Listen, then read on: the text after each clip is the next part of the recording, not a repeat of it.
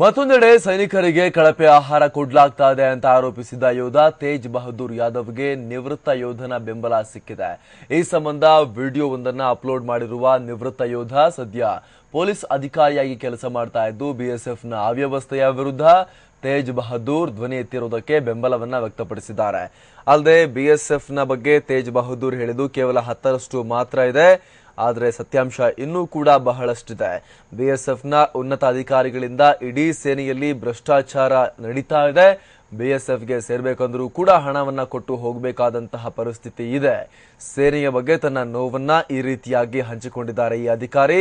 ಅಲ್ಲದೆ ಭಾರತೀಯ ಯೋಧರು ತೇಜ್ ಬಹದ್ದೂರ್ ಯಾದವ್ರನ್ನ ಸ್ಫೂರ್ತಿಯಾಗಿ ತೆಗೆದುಕೊಂಡು ಸೇನೆಯಲ್ಲಿ ಏನಾಗ್ತಾ ಇದೆ ಅಂತ ಹೇಳ್ತಿದ್ದಾರೆ ಅಂತ ಕೂಡ ಈ ಪೊಲೀಸ್ ಅಧಿಕಾರಿ ವಿಡಿಯೋದಲ್ಲಿ ಹೇಳಿಕೊಂಡಿದ್ದಾರೆ.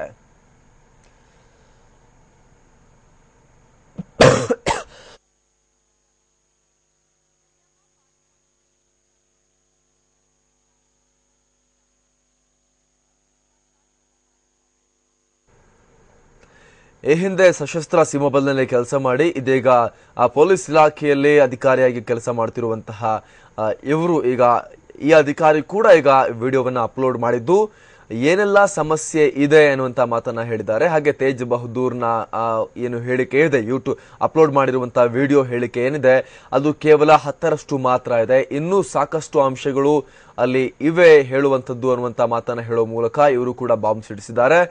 ತೇಜ್ ಬಹದ್ದೂರನ್ನ ಸ್ಫೂರ್ತಿಯಾಗಿ ಪಡೆದುಕೊಂಡು ಉಳಿದ ಯೋಧರು ಕೂಡ ಸೇನೆಯಲ್ಲಿ ಏನಾಗ್ತಾ ಇದೆ ಅನ್ನೋದನ್ನ ಬಹಿರಂಗಪಡಿಸಿದ್ದಾರೆ ಅಂತ ಹೇಳ್ತಾ ಇದ್ದಾರೆ. ಜೊತೆಗೆ ಸೇನೆಯಲ್ಲಿ ಭ್ರಷ್ಟಾಚಾರ ನಡೀತಾ ಇದೆ, ಹಿರಿಯ ಅಧಿಕಾರಿಗಳು ಇಡೀ ವ್ಯವಸ್ಥೆಯನ್ನ ಹಾಳುಗೆಡವಿದ್ದಾರೆ ಅನ್ನುವಂತಹ ಆರೋಪವನ್ನ ಕೂಡ ಇವರು ಮಾಡಿದ್ದಾರೆ.